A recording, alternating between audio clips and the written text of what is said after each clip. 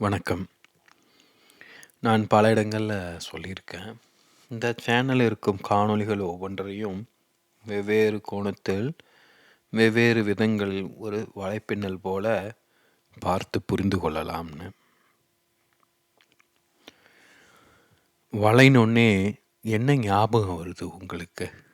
மீன் வலை, கொசு வலை, இல்லை தேநீர் வடிகட்டும் அந்த வலை? அப்போ அது எல்லாமே பார்த்திங்கன்னா இரட்டை பரிமாணம் கொண்டது இல்லையா? தட்டையானது ஒரு துணி என்பது இரட்டை பரிமாணம். அது நீளம் அகலம் 2 மட்டும்தான் இருக்குது. முப்பரிமாணம் கொண்ட வலை இருந்தால் எப்படி இருக்கும்? நம்ம பூமியை அப்படி ஒன்று சொல்லலாம் இல்லையா? மேலே தண்ணி ஊற்றினோம்னா அது மண்ணில் வெவ்வேறு விதமாக உறிஞ்சப்பட்டு கடைசியில் பல அடிகள் 100 அடிகள் கீழே போய் சேருது. இப்போ அதை போல தான் நான் சொல்வதும். வலைப்பின்னல் போலனா ஒரு முப்பரிமாண வலை.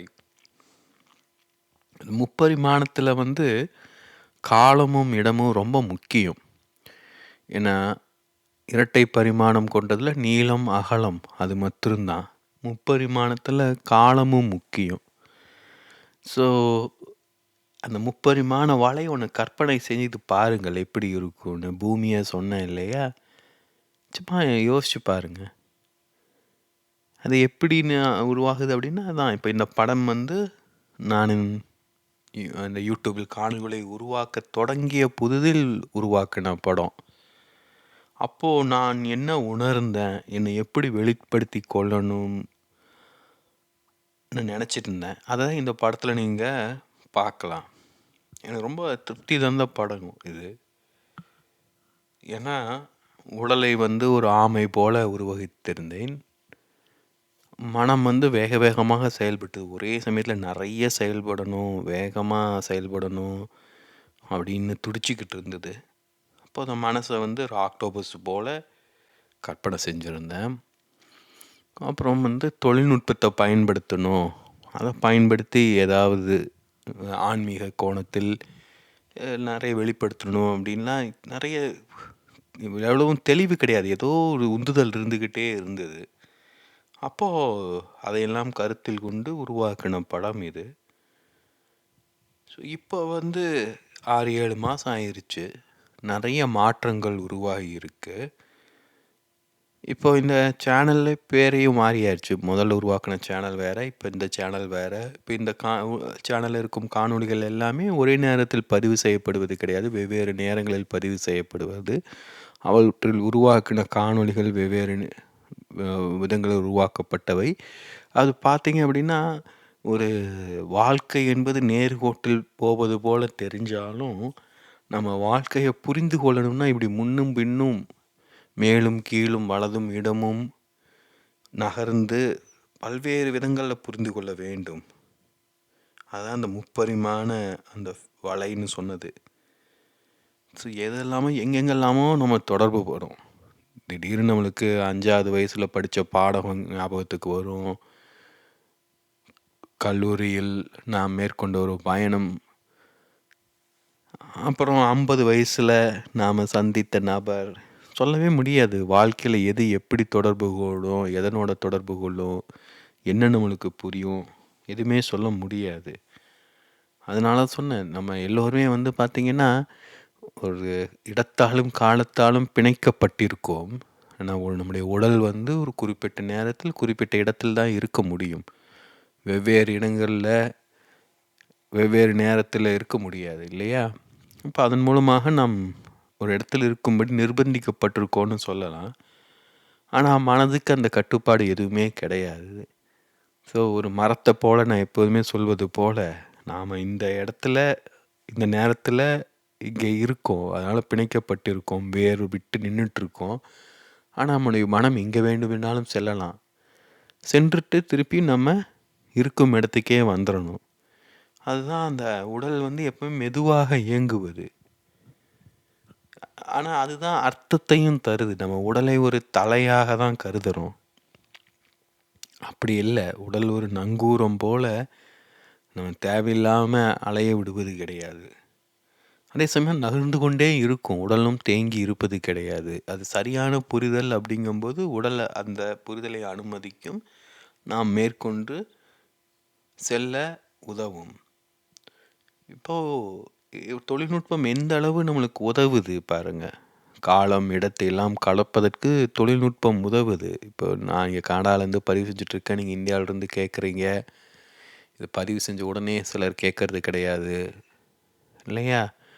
ஸோ, இடம், காலம் இரட்டையும் கடந்து நாம விளையாண்டுக்கிட்டு இருக்கோம். அதான் சொல்றேன். இது காலமின்மையின் காலடியில் நாம் இருக்கோம்.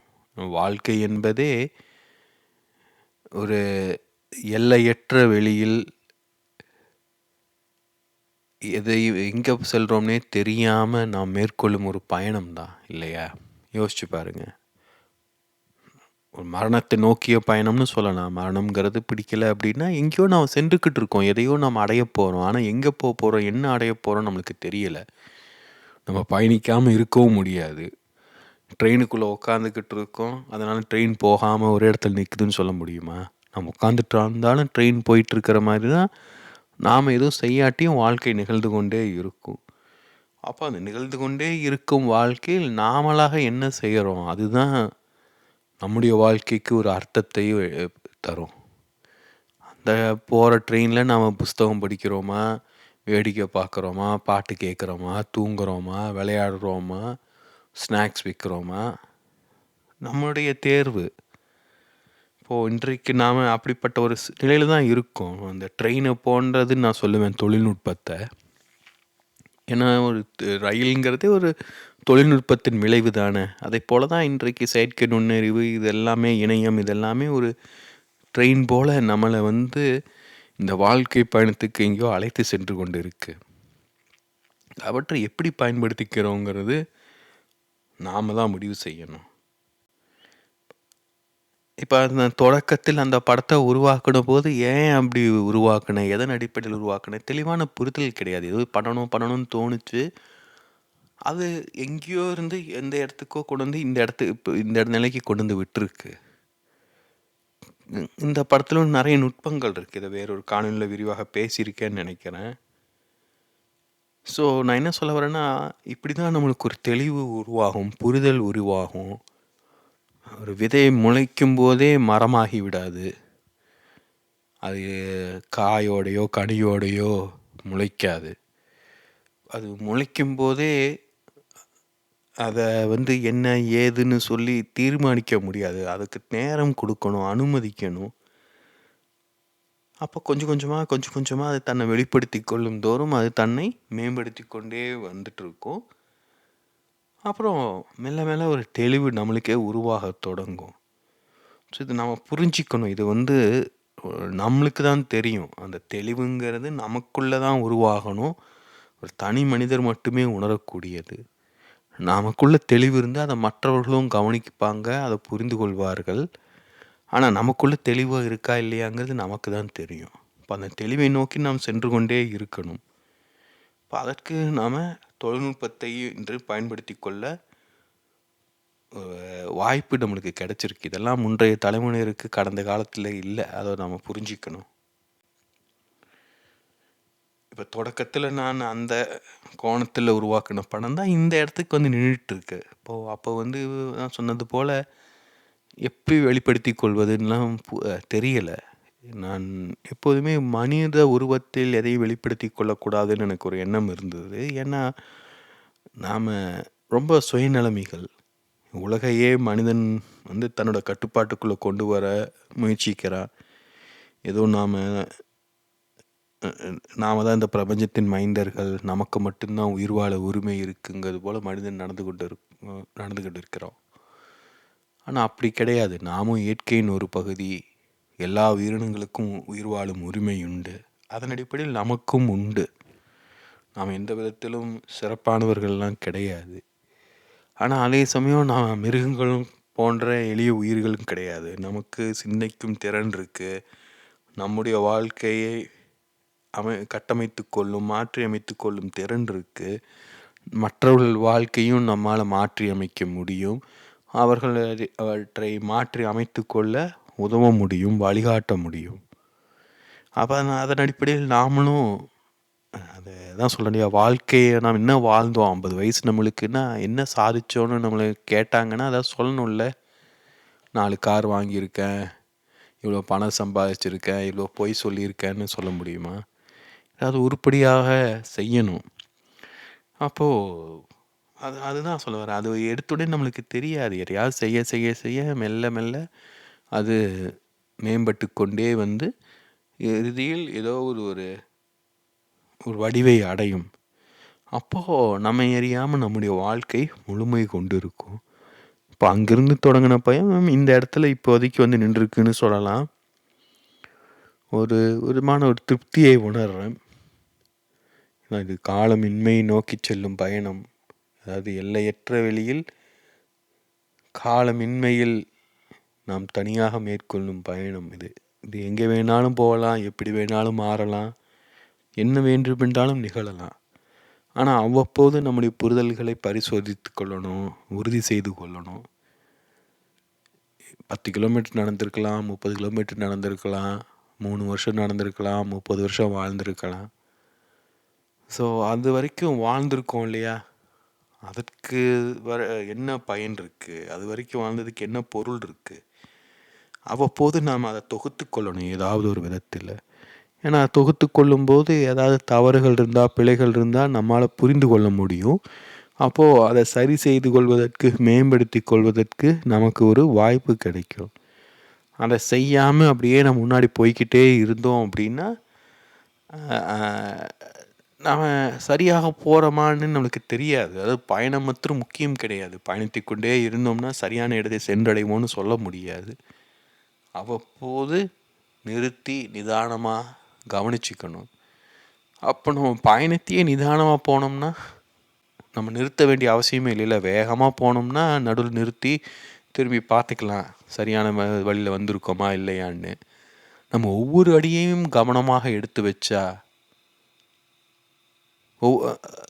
இல்லையா, திரும்பி பார்க்க வேண்டிய அவசியமே இல்லை. அப்படியே பயணித்து கொண்டே இருக்கலாம். அதனால தான் நான் ஆமையை வந்து ஒரு முக்கியமான உருவகமாக கருதுகிறேன். அதுதான் நம்முடைய உடல். நம்ம உடலை கொண்டு நாம் இந்த நொடி, நாம் இந்த கணம் நாம் என்ன செய்கிறோம், நம்ம சரியான இடத்தில் இருந்தோம் என்றால், சரியான சூழலில் இருந்தோம் என்றால், சரியான மனிதர்களை நம்மை சுற்றி வைத்து கொண்டோம்னா, சரியான எண்ணங்களை நம் மனதில் நிகழ அனுமதித்தால், சரியான சொற்களை நாம் வெளிப்படுத்தினோம் என்றால், நம்முடைய வாழ்க்கையில் எந்த சிக்கலுமே இருக்காது. ஸோ ஒவ்வொரு வார்த்தையாக நம்முடைய வாழ்க்கையை நாம் சரி செய்து கொள்ள முடியும். ஒவ்வொரு அடியாக நம்முடைய பயணத்தை நாம் சீர்படுத்தி கொள்ள முடியும். ஸோ காலமின்மை என்பது எல்லையற்றது. அதில் பயணித்து கொண்டே இருக்கலாம். அதில் தவறே செய்ய முடியாது. யோசிச்சு பாருங்க, காலமே இல்லைன்னா அதில் தவறு இருக்குமா, சரி இருக்குமா? ஆனால் அதுதான் வாழ்க்கை. வாழ்க்கைக்கு காலம் என்பது கிடையாது. நம் உடலுக்கு காலம் என்பது உண்டு. அந்த உடலை கொண்டு அந்த காலமின்மையில் காலத்தை கடக்கணும். காலமின்மை என்பது கடல் அப்படின்னா, இந்த உடல் என்பது ஒரு படகை போல இல்லையா? கடல் எப்போதுமே இருக்கும். படகு அவ்வளோ நாள்லாம் நீடித்து இருக்காது. இப்போது அது பயணம் மேற்கொள்ளும் வரைக்கும் இந்த படகை ஒழுங்காக பார்த்துக்கணும். பயணம் முடிஞ்சதுக்கப்புறம் என்ன நிகழ்கிறதுங்கிறது குறித்து நாம் கவலைப்பட வேண்டியது கிடையாது. ஸோ இது என்னை பொறுத்த வரைக்கும் இன்றைய காலகட்டம் வந்து நம்மளுக்கு தரப்பட்டிருக்கும் ஒரு அற்புதமான வாய்ப்பு. இந்த தொழில்நுட்பம் போன்ற வசதிகள், கற்றுக்கொள்வதற்கு நமக்கு கிடைக்கும் வாய்ப்புகள் இதுவரை எந்த தலைமுறையினருக்கும் கிடைத்தது கிடையாது. ஸோ அதை நம்ம எப்படி பயன்படுத்தி கொள்கிறோம் என்பது நம்முடைய புரிதல் என்ன, நம்முடைய தேடல் என்னங்கிறதன் அடிப்படையிலானது. மொத்தத்தில் நம் வாழ்க்கை நம் தேர்வு, நம் வாழ்க்கை நம் பொறுப்பு.